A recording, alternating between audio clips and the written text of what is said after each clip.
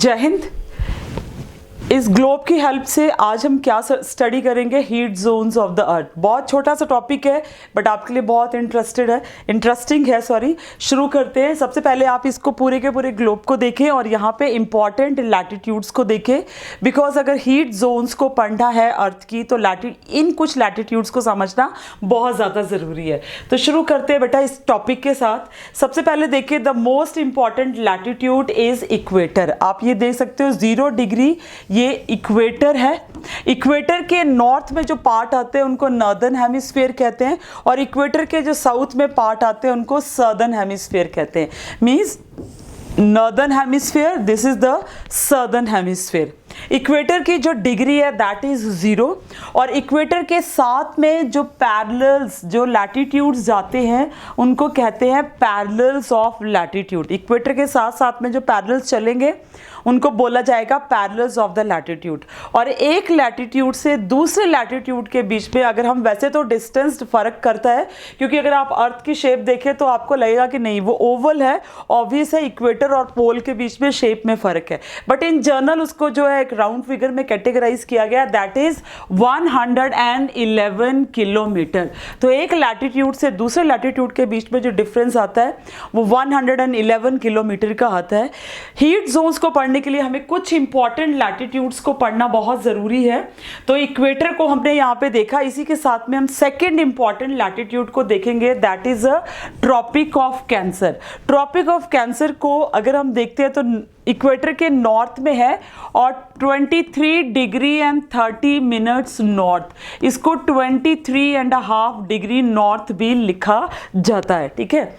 और साउथ में देखेंगे तो 23 डिग्री एंड 30 मिनट्स साउथ और 23.5 south is tropic of Capricorn. ये 2 इंपॉर्टेंट लैटिट्यूड्स है। उसके बाद नेक्स्ट इंपॉर्टेंट आता है द सर्कल, आर्कटिक सर्कल, ठीक है। आर्कटिक सर्कल आपका 66.5 डिग्री नॉर्थ, ये आर्कटिक सर्कल है, और Antarctic circle 66 degree and half south. तो ये इंपॉर्टेंट लैटिट्यूड्स है जिनके बीच में ही हमारे सारे के सारे हीट जोन अर्थ के लाई करते हैं। Let's start with the heat zone. Heat zone के साथ शुरू करते हैं। तो सबसे पहले अगर आप यहाँ पे देखेंगे तो between tropic of Cancer and tropic of Capricorn, इसके बीच में जो हीट जोन आती है that is known as torrid.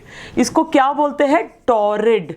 Torrid means यहाँ पे अगर मैं एक सन बना दूं तो आप देखेंगे कि सनलाइट जो है वो साल में कभी ना कभी किसी ना किसी लैटिट्यूड पे ओवरहेड पड़ती है, और सन जो है ट्रॉपिक ऑफ कैंसर और ट्रॉपिक ऑफ कैप्रिकॉर्न के बियॉन्ड जाता भी नहीं है, पूरे साल भर यही मूव करता रहता है 4 मंथ्स में, जिसकी वजह से समर सॉलिस्टिस, विंटर सॉलिस्टिस और इक्विनॉक्स बनते हैं, जिनको हम अगले वीडियो में देखने जा रहे हैं। तो tropic of Cancer and tropic of Capricorn के बीच में कौन सी जोन बताई मैंने आपको? टॉरिड। उसके बाद अगर हम नेक्स्ट जोन पे चलते हैं तो then that is temperate, between the tropic of Cancer and your Arctic circle in the north. ये कौन सी जोन है? This is the temperate zone. Which zone is this? Temperate, ठीक है। This is the temperate zone. इसको क्या कहते हैं? Temperate zone. और साउथ में अगर हम इसको देखेंगे तो ट्रॉपिक ऑफ कैप्रिकॉर्न से लेके आपके अंटार्कटिक सर्कल तक ये आपकी टेम्परेट जोन है। कौन सी जोन है? टेम्परेट जोन है। और उसके बाद आपकी आती है फ्रिजिड जोन। फ्रिजिड जोन से तो आप समझ ही सकते हैं क्या मतलब है।